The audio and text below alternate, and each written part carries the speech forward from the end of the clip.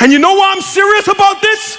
Because there's too many unbelievers watching us and they want nothing to do with God. Not because they don't like God, because they don't like the people that represent him.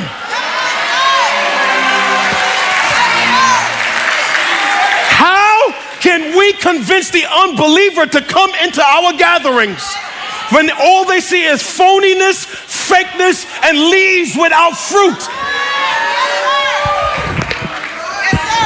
You were singing on Sunday. I bumped into you in Walmart and you was disgusting and nasty. How you gonna convince them when we're phony in public and we got a form of godliness on platforms?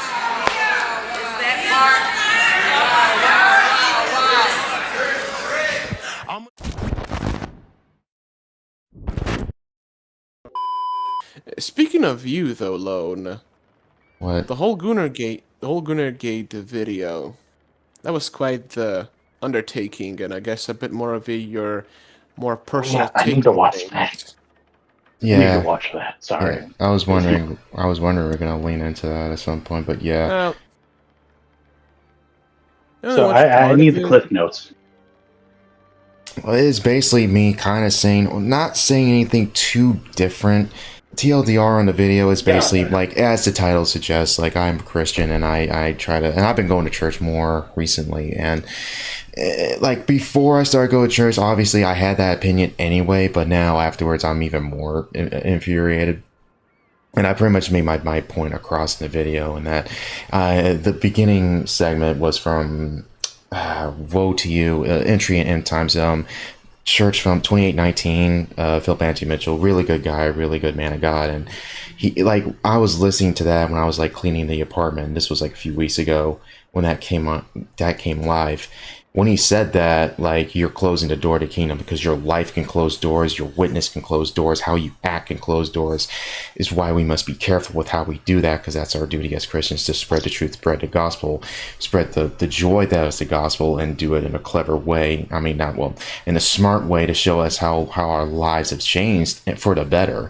But like if you call yourself one and you act a certain way, like, people will not want nothing to do with you or the God you serve, and as a result you harden people's hearts and you close the doors of the kingdom, especially in a time like now where disillusionment and like religious trauma and religious abuse stories are online and very well known, which is why I don't feel as bad for atheists, because I myself have gone through like similar things in my past. I don't know if I ever talk about it on the channel or not, but that's maybe if I'll ever make a testimony video, but that's up in the air.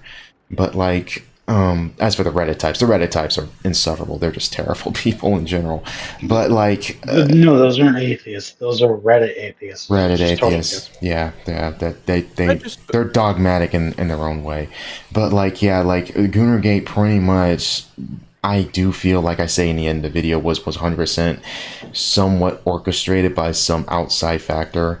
100%. Now, who it was is unknown, whether it was a company or someone tied to a government entity, and it was the testing grounds for what might be another satanic panic, and that's a possibility, because it was definitely made to fail from the get-go. Everyone involved were complete idiots and hypocrites.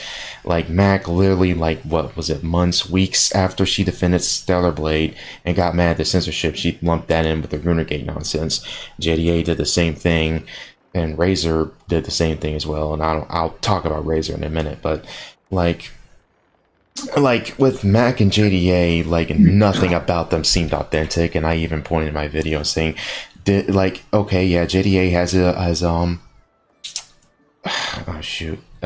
restraining order from his ex-wife, because he was an abusive husband. So I'm like, okay, if you were a Christian and you were getting right with God, why haven't you gone to her and tried to reconcile with her? Why haven't you tried to repair your relationship with her? Why haven't you deleted stuff off your Twitter account? Why haven't you put your stuff on hold and try to repair your life? You have not done that. He's making anti-Semitic rants on Twitter and losing his mind, so that's an obvious case of him. Melanie Mack, you can check her Instagram. She's posting some stuff of herself and some provocative stuff for herself still. Woman Moment still, like, while simultaneously talking about how, oh, I'm a Christian, and how and she's doing her Bible readings, which I don't believe for a second she's read her Bible at all. I think that's the first time she's read them. That's 100%. She's still LARPing, I think. And also that clip of her just thinking, oh, you don't have to be a loot. You can just tell it's so completely fake. Nothing about that was genuine. Because when you hear from an actual, either from a pastor or someone saying their testimony or saying, like, there's an actual sense of joy and actual sense of understanding and understanding of responsibility, as they say, as they talk about their personal relationship with Christ. It's a terrible thing to be a priest. It's beautiful, you know, in some sense. I wouldn't change it. You love it, but you have to die.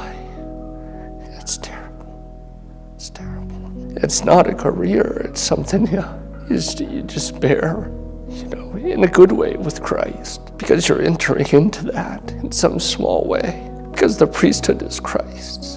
And so, you know, it's a fearful thing to be a priest. It's really a fearful thing. God help us. God help us. We're men, you know, men who make mistakes. Hopefully we're upholding church teaching as best we can. If you want to be a priest, then you have to be ready to suffer. Because you have to suffer with Christ for your people and for the world around you. And when I listen to Mac, it just sounds so fake and forced and like a caricature. That's why I use that clip of Mahler's, that little meme of, self-made meme of a clip where he reviewed Quantum Mania, where it's just him just saying, like, shut up, just shut up. To overcome temptations that if I were to succumb to would make me a loser. Shut the fuck off! Like, that was my genuine thought process. I was actually upset. And if you actually just look at Mac's career as a whole, it's like, yeah, she's a complete grifter, like, no kidding. Like, she used to work for Jeff Keighley, used to work for IGN, then started making standard videos, like Culture War stuff, make a ton of views and money on that because that's what's hot right now. And I mean, it's not like it's wrong or anything like that. Like, a lot of them, like, companies are getting really crappy. It is weird how there's this weird agenda push. It is weird how everything's incredibly far left, but there's just actually a problem because the right didn't have nothing to do, because they left a lot of media. But that's a rant for another day. That'll probably be a part of a video that I'm making soon, but I make no promises of when it will be out. But like compact that with Max and her, like, GoonerGate thing, and everyone joining in with her, and a few others too. But those three were the main three. Like, combine that. But Razor. Yeah, I'm gonna get to Razor in a minute. But like, yeah, combine that is like, dude, nothing about this was authentic. Nothing was. It was like made to fail from the get-go. It was 100% like a false flag, if that makes sense. Like testing grounds, because almost anyone and everyone responding to GoonerGate responded from pretty much like an atheistic lens. Like, it was a less charitable form of Christianity, which is understandable because everyone was saying, oh, well, it goes against my religion, which I'm like, okay, fine, but like, one, Christians wouldn't be playing these games anyway, and two, like, you were literally defending them not that long ago. Y'all don't practice what you preach. And like I said in the video, like, the funny thing is that on paper, GoonerGate could have been something decent had it, well, the name should have been changed, and two, like, if they were actually doing what they said they were doing, like going after porn companies, they could have actually done that. You know, like, it's not that difficult. It's just that the most you can do is just spread awareness, basically.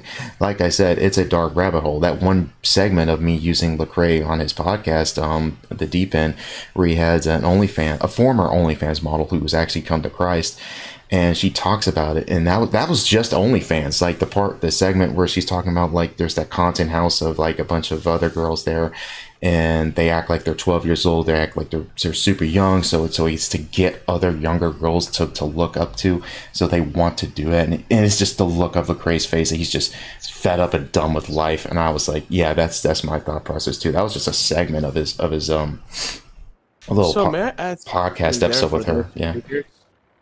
About those figures that I saw, I'll be honest, I feel like 50%. I feel like 40 to 50% of that might just be money laundering That is a Like, she just possibility. feeds.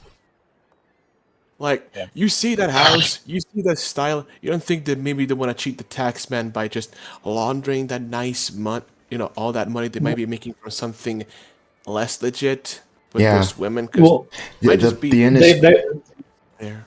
Yeah, we're all chipping they out for each probably have other. the house.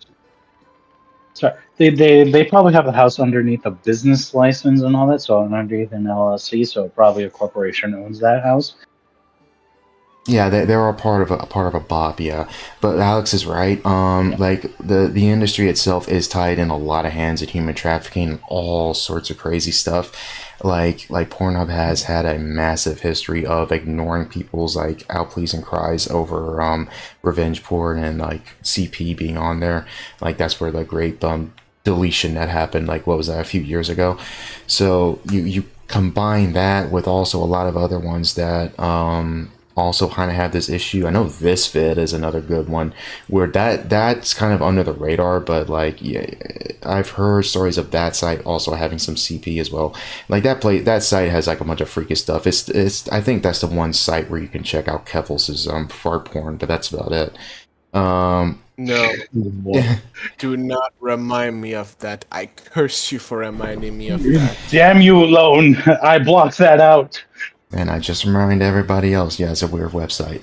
Anyway, like there, it's like a dark rabbit hole, yeah. But the thing is that GoonerGate didn't go after them. All they said was just, oh yeah, ban porn. By the way, these games are porn. It's like, no, go after the company. Oh, I see what you're doing. You're not actually doing anything that's worthwhile. You're wasting everyone's time with games that no one in that sphere is going to play anyway. I even make that point. It's like you're trying to be the people who don't even like gaming. You're trying to be the super fundamentalist type on YouTube, which, by the way, those people don't like gaming. They don't like fun.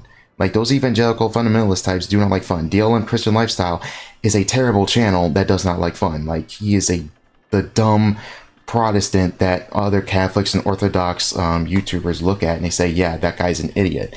Because he's said multiple things from other videos that I'm like, no, I know you're wrong on this subject. But that's nonsense and a rant for another time. But that's just to go to show you that how fake this whole thing was. But now to Razor Fist. The common criticism I get is that Razor Fist as a character and the Wasp is actually just a heavy metal. It's shock rock. It's not black metal. Yes, I eat that. I'll eat crow on that one. I was wrong on that one, but still, the album title is Kill F Die. You recommended that album, and yes, I know Razor did a video on what was it, Strider, the white metal band. I know he did. I know he defended that. I don't care. From what I've seen, no one's actually mentioned that one segment of Razor Fist talking to Amazing Atheist on that t-shirt he had, and he flipped it over and it has the star on it. He was like, did you forget the giant goat's head on my t-shirt? I'm like, yeah, no one's in the comment section I've seen criticize me over Razor Fist respond to that. And whenever I hear people say, oh, well, Razor Fist addressed it, it's like, no, he didn't. Like, he hasn't changed at all. I don't care if it's a character or not. I have watched his live streams. He has not changed all that much. He swears slightly less. He says slightly more things, but he says the right things occasionally. He's still doing the same thing. It's a LARP. And Razor has had this issue with his ego for a long time. Like, here, he's fun to watch occasionally, but over time, I kind of grew disillusioned with him over a while. And also, he's just a contrarian from time to time. Like the guy just sometimes just enjoys being the kind of contrarian V enjoys to be too. Yeah, even though most of that is his character, and I know some people say, "Oh, well, Razor likes anime." No, he doesn't. He's crapped on it before, even on live stream. He's crapped on Vinland Saga before. He said that one's garbage. And I know he does that a handful of times from time to time.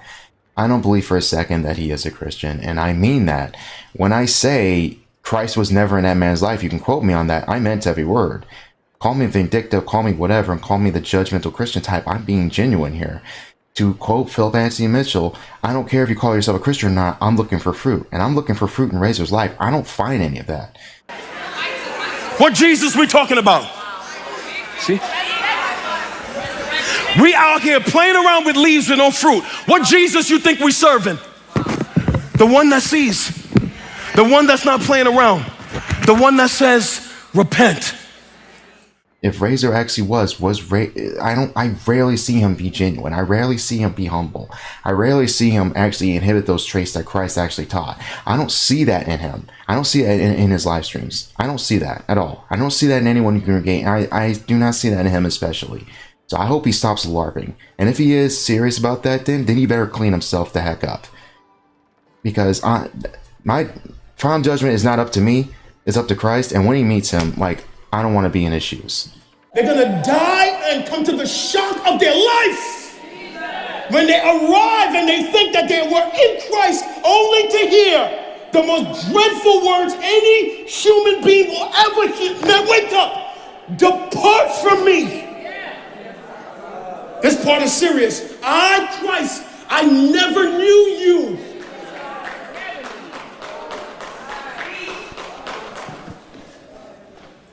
You worker of lawlessness. Let's unpack the verse. Jesus is telling us there are people with false acceptance. They think that they're going to be accepted by Christ when they die. Because he's going to hear some words that he doesn't want to hear. I know that for a fact. But there's theological rant over. My God, Vincent, stop sneezing. Sorry, a noodle came up my nose. Dude, it's like it's been going up your nose these last 10 minutes since I've been talking. You've been going. Sorry. I'm gonna go blow my nose. Sorry. Sheesh. My man, how can you sneeze when there's that sort of temperature in your area? Must be pollen. Oh yeah, hey Trevor, that explains it. I have pine trees next to my house, and everyone but me keeps sneezing like the Dickens every time spring rolls around, and everything gets a nice hue of yellow. Yeah. I assume Blow knows more because I assume he has more pine trees, and now those fuckers turn everything within a 5-mile radius into yellow by the time of March, I'd say. Oosh.